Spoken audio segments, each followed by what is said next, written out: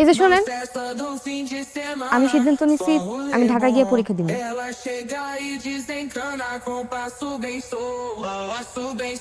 ঢাকায় পরীক্ষা দিতে বকিল লিগা? তুমি স্কুল করছো ওই জায়গায়, কলেজ করছো ওই জায়গায়, এখানকার ভার্সিটিতে পড়ো। না, আমি ঢাকায় পরীক্ষা দিব। আচ্ছা, ঠিক আছে, বুঝলাম। ধরো ঢাকায় তুমি গেলাম, তা আমার তো কাম কষা হয়ে যাবে না? তোমার দেখাশোনা করবো কে?